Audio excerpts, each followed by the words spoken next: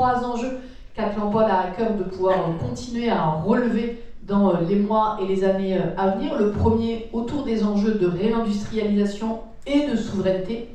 On en parle beaucoup plus qu'on en parlait en France il y a une dizaine d'années. On pourrait donc considérer que la bataille des idées est en passe d'être gagnée. La bataille des actes, de mon point de vue, est loin de l'être encore. Une fois que ce travail sera terminé, en fait, j'aurai mes outils qui seront à jour et parallèlement, moi, je vais pouvoir commencer le traitement en tant que tel de l'appel d'offres.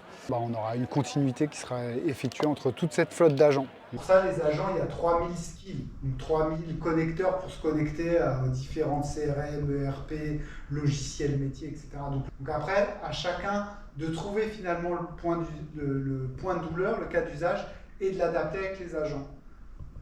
Qu'est-ce que va résoudre l'IA dans votre métier? Donc une fois que vous avez phosphoré ça ou qu'on vous a aidé, la création des agents, de la flotte des agents est relativement facile. Pour beaucoup, elle paraît encore complexe, mais finalement, elle va se résumer à dire à l'agent ce qu'il a à faire, c'est un peu le fameux prompt, trouver le cerveau le plus adapté.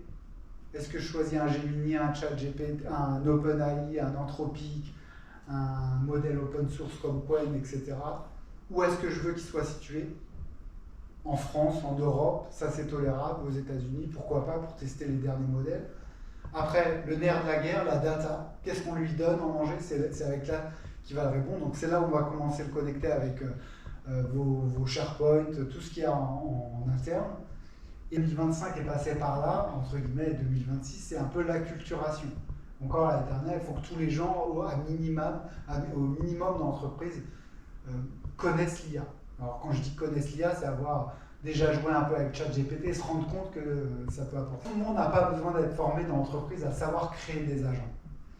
Donc l'accompagnement au changement, comme on le fait pour une CRM, un ERP, plein de nouveaux logiciels qui sont très transverses, nécessite qu'une personne gère le projet au quotidien. On rencontre vraiment pas mal de monde, j'ai eu quelques prospects et une démo qui cartonne. Vous savez qu'on est les spécialistes de l'agentique IA et de la gouvernance IA.